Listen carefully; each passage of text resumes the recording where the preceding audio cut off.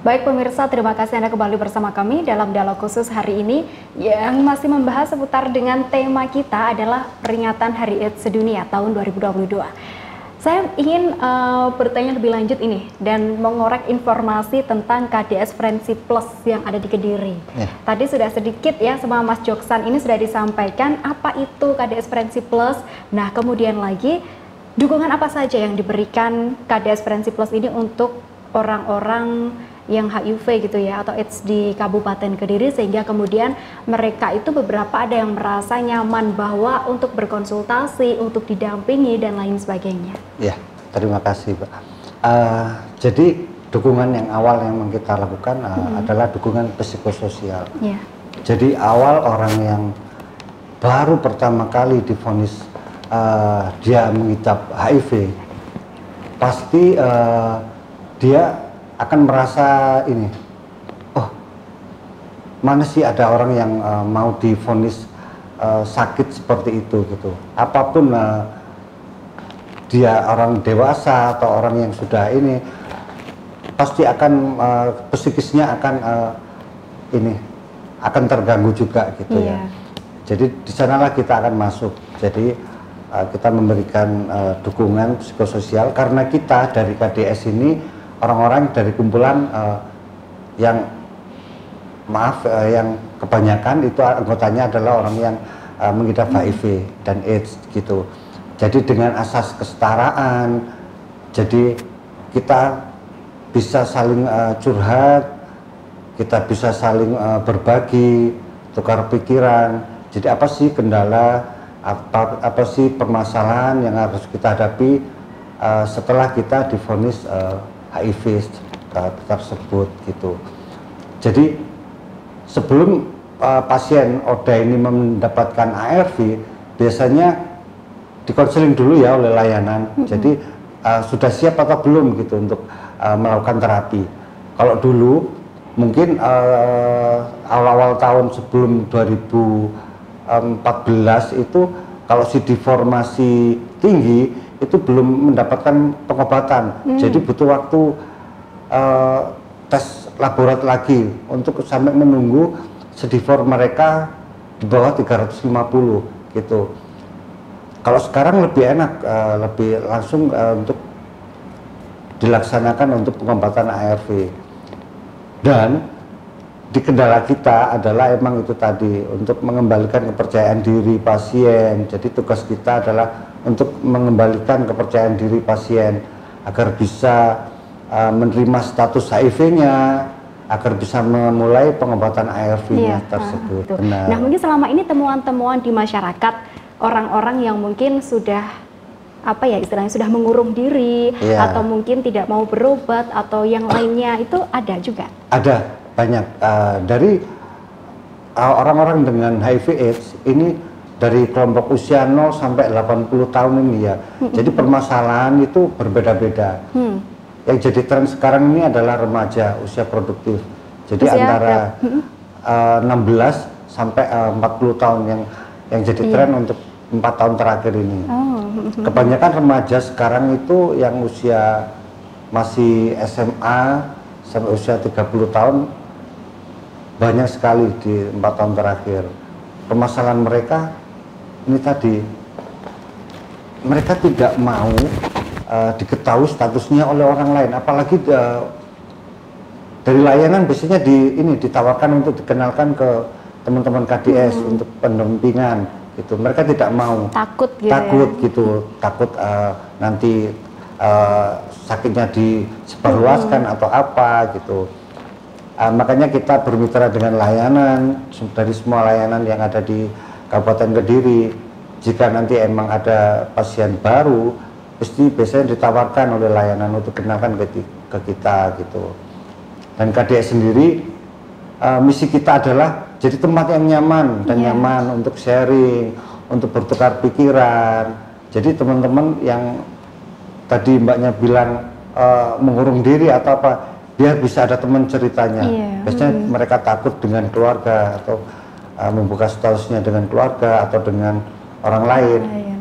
Saya harapkan, kita harapkan di KDS dia bisa sharing, berkumpul, bertukar mengeluarkan pikiran unek-uneknya gitu lah. Jadi mereka bisa percaya diri lagi, bisa bangkit lagi, dan bisa produktif lagi gitu. Oke, baik-baik. Kalau ke Dokter Dian ini, Dok. Terus tadi kan ada beberapa orang di wilayah kerjanya Puskesmas Wates sendiri ya, ada beberapa yang mungkin terdeteksi atau positif begitu.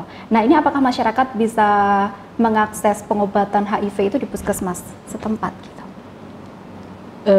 Pengobatan HIV di Puskesmas Wates terbuka untuk siapapun. Maksudnya di wilayah manapun, jadi tidak terkotak hanya wilayah Wates atau wilayah sekitar Wates yang boleh pengobatan di sana. Kami pernah menerima pengobatan pasien itu kebetulan hanya berlibur di Wates, bukan di Wates, di pelosok Klaten kalau tidak salah, berlibur hanya sementara sekitar 1 bulan, habis itu dia kembali ke Bali. Nah, itu pun tidak mungkin dia tidak minum ARV selama itu. Akhirnya konselor dari Bali itu telepon ke kami. Kami memberikan nomor telepon lewat pasiennya untuk konselor di Bali, apakah betul, karena kami membutuhkan data apakah benar pasien ini betul-betul ODA. Ketika kami sudah memberi ARV ternyata dia bukan ODA, itu kesalahan bagi kami. Oleh karena itu kami meyakinkan dulu apakah betul dia ODA, dan memang pencatatan ODA ini sudah secara nasional, sehingga sebenarnya kami bisa mengakses untuk layanan tidak untuk umum. Jadi kalau seumpamanya ada pasien sudah menunjukkan nomor register, mungkin kami bisa mengecek bahwa memang betul dia ODA dan dia bisa dilakukan pengobatan, sehingga pengobatan ARV ini sifatnya terbuka untuk siapapun, walaupun itu cuma 1 bulan habis itu pindah lagi pun kami tetap akan menerima kapanpun. Hanya kami di Puskesmas Wates membuka layanan PDP hanya setiap hari Jumat saja, dikarenakan keterbatasan tenaga dan banyaknya program selain HIV yang juga harus kami kerjakan, sehingga kami membuat layanan PDP di hari Jumat. Kalau pasien mau mengakses dari puskesmas-puskesmas sekitar kami yang membutuhkan merujuk pasien PDP, kami beritahu untuk datang setiap hari Jumat. Walaupun ketika ada kondisi khusus pasiennya datang di luar hari Jumat, juga tetap akan kami layani. Untuk selanjutnya kami beritahukan ngambil obatnya setiap hari Jumat aja. Oke. Kalau inovasi terkait dengan pelayanan HIV/AIDS sendiri di Puskesmas Wates sudah ada atau belum, Dok? Kalau inovasi kami sih melakukan, apalagi di masa pandemi kami bekerja sama dengan Dinas Kesehatan dan juga pendamping dari KDS Friendship Plus, kami melakukan mobile VCT untuk wanita pekerja seksual di kafe-kafe di sekitar wilayah kami oleh Dinas Kesehatan dan Friendship Plus.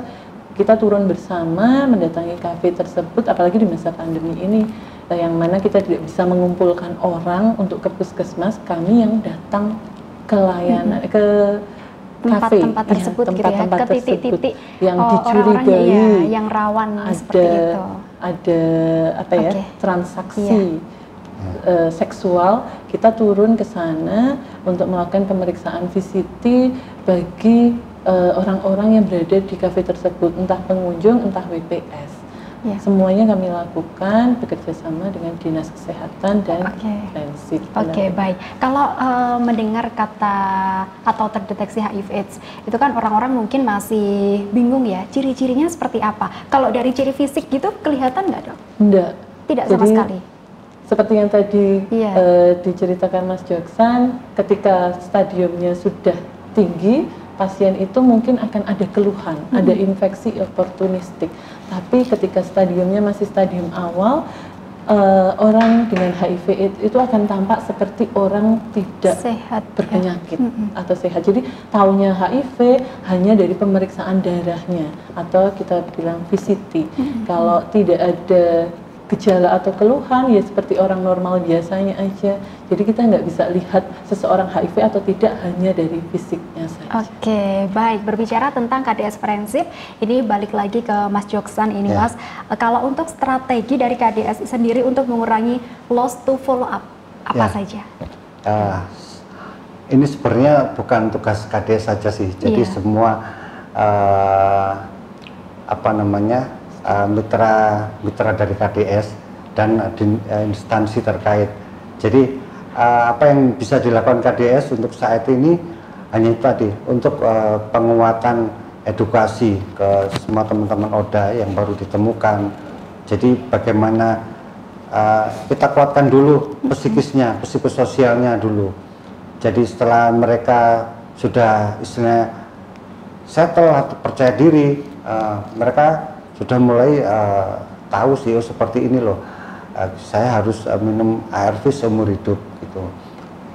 Dengan kesadaran diri mereka sendiri gitu. Kalau dia harus minum ARV seumur hidup, dia secara otomatis dia tidak akan sampai lolos follow up gitu. Yeah. Ini adalah kebutuhan saya. Dari dulu kita tekankan layanan juga dengan KDS, kita tekankan ke pasien HIV ini. Ini bukan sebuah keharusan, bukan, ini kebutuhanmu, ini kebutuhanmu seumur hidup biar kamu bisa tetap survive, tetap bisa sehat, tetap bisa produktif. Makanya yang kita tekankan seperti itu. Dan untuk faktor lain mungkin dari eksternalnya, dari pasiennya ini yang kalau usia remaja, apalagi yang baru ditemukan masih masih stadium 1-2, mereka masih, oh aku masih sehat kok, nggak butuh namanya obat ARV gitu. Mereka, aku lapis sih sehat kok, minum obat seperti itu. Mereka belum menyadari hal itu. Nanti setelah selang 1-2 tahun sampai 4 tahun dia tidak konsumsi ARV, dia baru muncul, barulah mereka baru sadar seperti itu. Jadi makanya KDS Prinsip berserta dengan layanan PDP ini menekankan edukasi dari awal, konselingnya kita tingkatkan seperti itu. Jadi KDS ini istilahnya mitra untuk konseling. Kalau layanan mereka mengkonseling di layanan. Jadi kita jadi teman atau konselornya di luar layanan. Seperti itu. Baik. Kalau untuk layanan sendiri, layanan konselingnya ya, atau bagaimana upayanya untuk mengajak merangkul para pasien-pasien ini itu biasanya seperti apa? Melalui pertemuan atau seperti apa gitu? Jadi kita ada agenda rutin ya. Kita ada namanya close meeting ya, close meeting. Jadi close meeting ini jadi untuk teman-teman yang khusus ODA aja. Jadi teman-teman yang khusus ODA kita kumpul di sana untuk sharing. Jadi ada namanya group discussion. Jadi di sana group discussion ini, jadi pesertanya nanti ada ODA dan OHIDA. Jadi orang-orang dengan hidup yang dengan HIV/AIDS, mungkin keluarga atau dari masyarakat lain yang peduli dengan HIV/AIDS. Kalau dari Dr. Dian sendiri, optimis nggak dok Indonesia bebas AIDS 2030? Harus optimis. Harus optimis. Kalau dari Mas Joksan sendiri?